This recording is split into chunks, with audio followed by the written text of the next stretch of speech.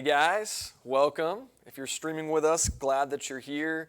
I miss seeing y'all's faces in person. Hope that you're doing okay and surviving the quarantine. This is our fourth week of doing this.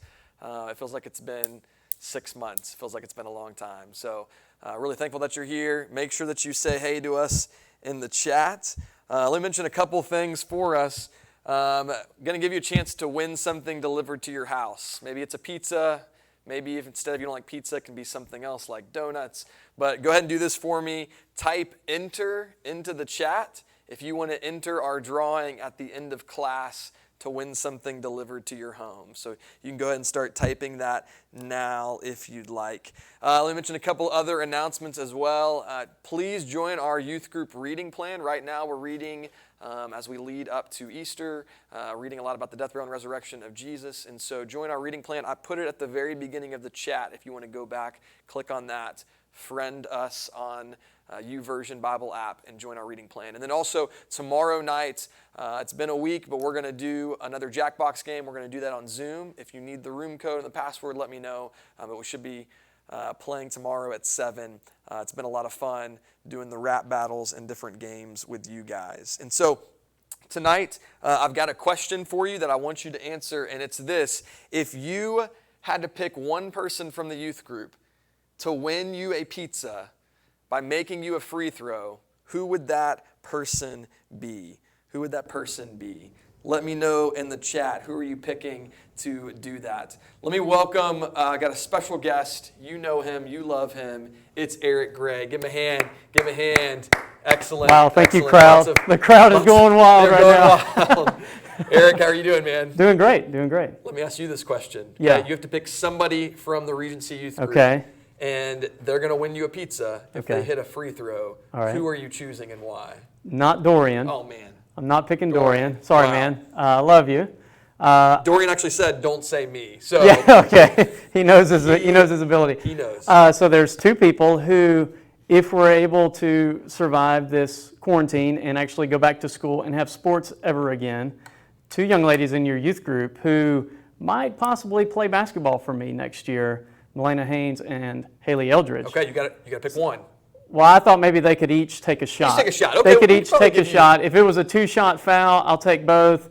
If not, I'll tell you after tryouts. Okay. I like it. All right, we'll have to set that up at a later date. So who's going to take that shot for you? We got some people putting that they want Melena. Some saying Barton. Got a few Dorians. Those people Christians don't know volunteering or waving, I think. You already know who the guy from Rocky Creek would pick. Interesting. I know what that's referencing now. We'll tell you that story later. All right, we have a few memes on Monday on Instagram. We put a couple of memes up. We're going to try this again next Monday. Would love for a few more of you to send in answers. But here's some of the best ones we saw. So here was the first picture, and the meme with it is, when you haven't seen your youth group in a month. Oh, man. Makes me sad. Okay, here's another one. When you lose in Warzone. I haven't played it yet. I did download. But I can imagine that's what it feels like. I'm glad to know that's a game. I was a little worried. Here's another one, the class of 2020. Oh. Too soon. Ouch, that hurts. That's how they look, just staring off into the distance. Okay, and here's the other one. Here's the other picture you could have answered. This is when your parents want to have meaningful conversations with you. Ethan, my son, did you send this one in? I'm not sure. And then the other one is when Andrew forced us to take a pic with that random bunny in Searcy, Arkansas. You guys loved it. That was a fun trip. Okay, so those are some of the memes. We'll have some more of those on Monday. Be looking out for it. Make sure you fill it out and join in on that. So we've been playing a game each of the past few weeks, and so we've got another game today. This is a very serious, there's a lot of theological implications with this game. And so, Eric, I'm going to ask you to play this. Eric has not seen these questions or these answers, but here is what we're playing today. It is called Babies, Hair, or Bear. And so the way this game works is, and you can't look ahead there. Sorry. The way this game looks, let me change this setting so he can't tell. All right, the way this game works is, he needs to guess if the pictured baby has hair or a bare head. Hair or bald. Okay, here we go. Here's the first one. Does this baby actually have hair or is it bald? You can let us know what you think in the chat. Is this a hair baby or a bald baby? I'm going hair baby. Okay, this baby, does it have hair? No. It is a bald baby. It is a bald baby. So we're 0 for 1 so far. 0 for 1 so Okay. far. All right, here's the next one. Does this baby have hair or is it a bald baby? Okay, that's a hair baby. This is a hair baby? Yeah. This is a Yes. hair baby. Look at that. That's Look a at lot that of hair. hair. That's a lot of hair. There's a scary movie that I feel like this baby's from, but I'm not going to say which one. All right, here's the next one. Does this baby have hair or is this a bald baby? That's a bald baby. Okay, some people are saying hair, hair, hair. This is a baby with hair. Look at all that hair. Look at It's that like hair. Elvis hair. Oh, I would love to have that hair. That would That's be amazing. incredible. Incredible hair. Okay, baby number 4. What do you guys think? Is this a bald baby or a baby with hair? Look at that baby. Currently a bald baby. What do you think it is Let's now? stay bald. Okay, what's your score so far? You've gotten how many right? I've only gotten one right. 1 for 3. Yeah. 1 for 3. Okay, so here's the 4th one. This is a Yes. bald baby. All right. 2 for 2. 50% right here. 50%. Excellent. Okay, next question. Is this a baby with hair or a bald baby? Yeah, that's a hair baby. Are we trying to throw you off with the cone head? They've probably never seen that cone heads alien baby is a hair baby. Hair or bear? What did you say? Hair? It's hair. Okay, let's It's hair. see. There's Yes. hair. Look at that hair. It's ridiculous. You can see the little fuzz on its chin. Looks like a grandpa there. Okay, couple more hair babies or bald babies. All right, is this baby have hair or is this baby bald? What do you guys think? Does this baby have hair or is this baby bald? Some people are saying bald. A couple of hairs so far. It's Dorian said 50% is my free throw percentage as well. So is this a hair baby or a bald baby? It's another hair baby. A hair baby. Let's see. That is a hair baby. Amazing hair. Amazing hair. All right, how many do you have so far? I'm on a roll now. 4 and 2. 4 and 2. That's pretty good. That's pretty Yeah. good. By the way, the gray-haired baby, someone asked if that was Philip Bouse as a baby. Oh, goodness. He's probably not watching. If he has a baby, that's exactly I what think this that's baby will look 2 like. more, okay? You're doing pretty well. Is this a hair baby? Look at that baby. Whew. That's a All cute, right. that's a cute baby. Is this Yeah. a baby with hair or is this a bald baby? Eric, what do you think? Oh, I don't remember what the last one was. I think it was a hair baby. Then we're going hair baby again. Hair baby again. I think I just missed that one, though. No, You missed that I one. knew You it. missed that. I He knew knew, it. as soon as he said it, he knew it. Okay, so 4 right, 3 wrong so far. Oh, Nathan's goodness. keeping score for us, so I try to really I got to appreciate beat it. Dorian's free throw percentage. All right, can you get this next one right? I think there is actually 2 more on this one. I've said Okay. that the last few. But is this a hair baby or a bald baby? What do you guys think? Hair or bald? Got a few bald on this one. It's a hair baby. Hair baby here? Yes. Okay. This is a hair Yes. baby. Look at that hair. That's Amazing. glorious. Amazing. All right, 5 right, 3 wrong. This is our last one. Yes. So you're above 50% I can no win matter either what. way. Is this a hair baby or a bald baby? It's another hair baby. Another hair baby. Yes. Another hair baby. They ended on a hair baby streak. Look at this baby. That's actually the baby's hair. That's her actual hair. That's awesome. That's an incredible amount of hair. I would not want to be the parent of a child that. Hey, thanks for playing. hairy. Babies, hair or bear. We'll play this Let's again just another appreciate day. this hair for a minute. Amazing. Were you a hair baby or a bald baby? I don't know. My parents never talked about when I was a baby. There's no many pictures. I don't even remember. I think I had hair, but I can't even remember. I was the 3rd child. They seriously had no pictures of me. There's no pictures. That's how it works with the last borns. That's how it works. All right. Well, Eric, we're glad you're here. Past couple weeks we've had somebody on for class. We've asked a few questions, so I've got a few questions for you tonight. So the first one is, during this time of quarantine, it's been a few weeks that we've been in the middle of it. How have you guys been handling it? What's something fun that your family has done together? We've taken a lot of walks. Man, we have walked our neighborhood more than ever, ridden our bikes, went on a bear hunt.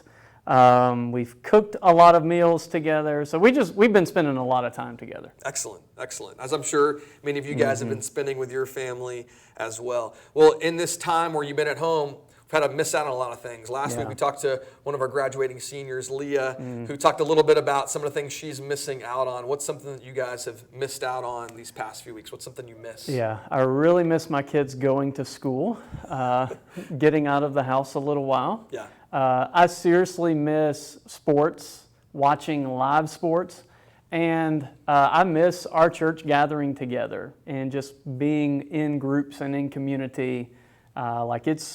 I'm trying to keep myself pumped up with what we're doing, but it's something that's worn on me a little bit. Like I'm really ready to get back to that. Yeah, I look forward to the day when things are a little bit closer to normal. We can gather together again and be around other people. Even just like our smaller groups meeting together, like that would be awesome.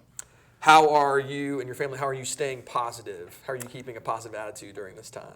Yeah, so a lot of grace, relying on a lot of God's grace. Haley drinks a lot of coffee, and I drink a lot of sweet tea every day.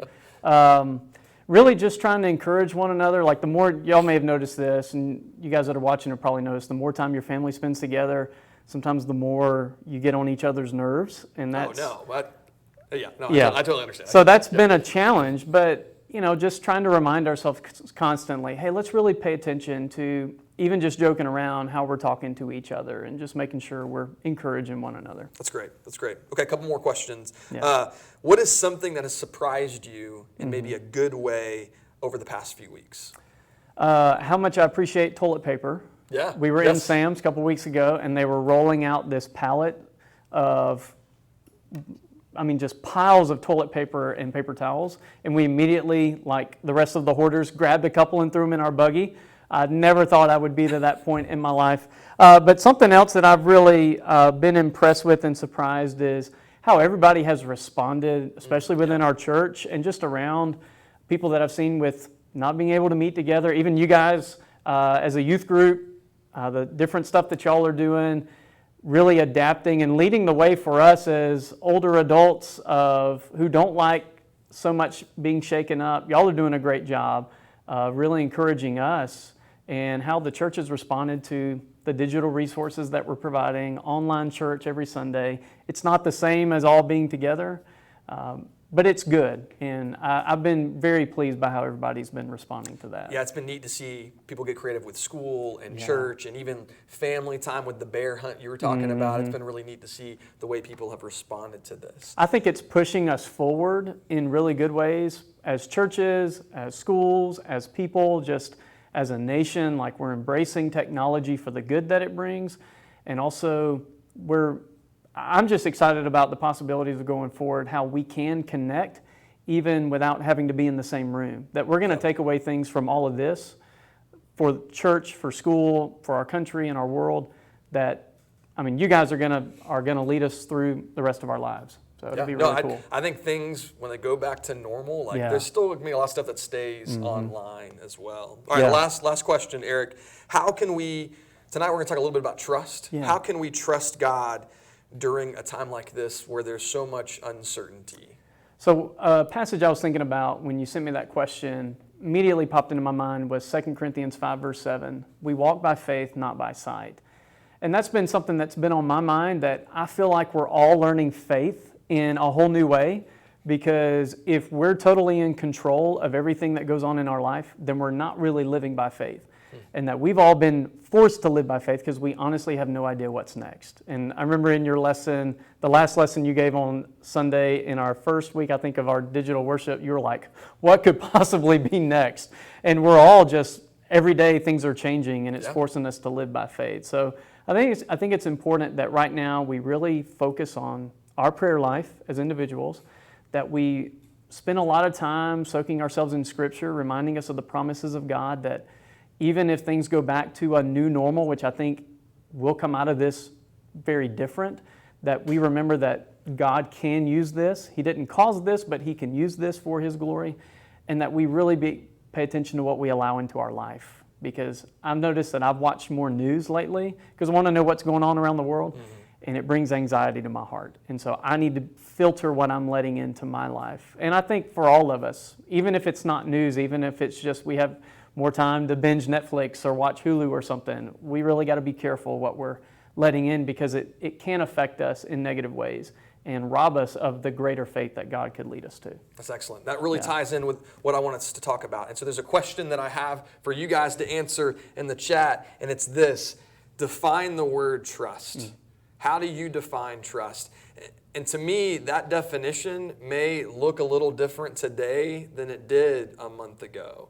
And so define that word in the chat for me. Now, right now, we're going to watch a video, about 4-minute video. Watch this video. It's going to talk about trust, and then we'll come back together and have a lesson and wrap up. So watch this.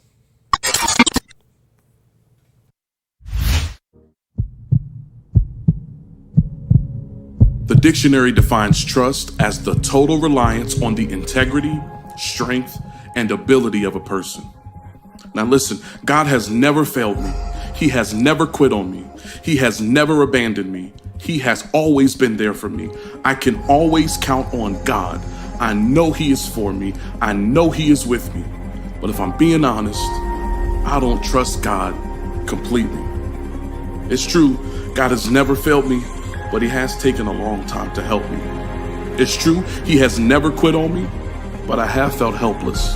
It's true, He has never abandoned me, but I have felt alone. It's true, He has always been there, but I don't always feel like He's here. I know I should trust Him completely, but I don't. I love God, I really do, but I struggle to trust.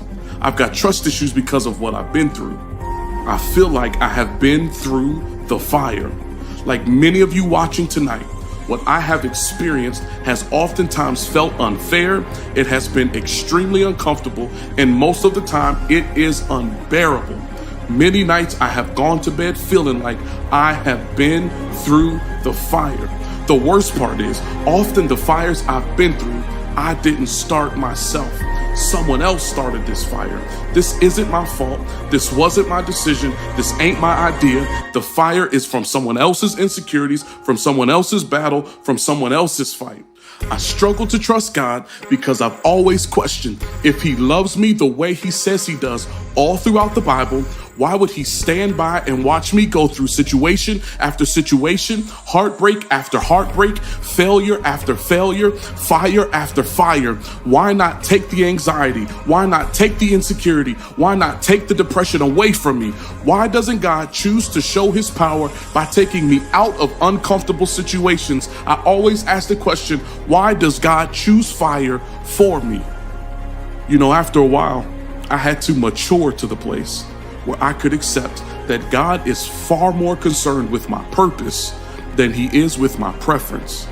But because I always choose my preference over my purpose, I end up losing trust in Him. God chooses fire because fire brings Him glory, and anything that brings glory to God requires sacrifice from me. I have trust issues, not because God is wrong, not because God is against me, not because God doesn't love me, but because I don't like being uncomfortable. And when God makes my life uncomfortable, I only give Him a fragment or a piece of my trust. But there is a correct way to trust God, and it is not halfway. Proverbs 3:5 says, trust in the Lord with all of your heart. Trust in the Lord with all of your heart. Trust in the Lord with all of your heart, and lean not unto your own opinions. The truth is, my trust issues, your trust issues, come from trusting yourself more than you trust God. But today, you can make the choice to trust God completely, to lean on Him to be strong for you when you are weak. You can trust God completely to be your comforter when you're afraid. Trust Him completely to be your uplifter when you're depressed. Trust Him completely to be your peace when you're anxious. Trust Him completely to be your friend when you are lonely. Trust God completely to be your joy when you are sad. If you are going to trust God, you have to trust God completely. You have to trust God with your whole heart. No more halfway, no more fragments, no more broken pieces. Trust God with all of your heart.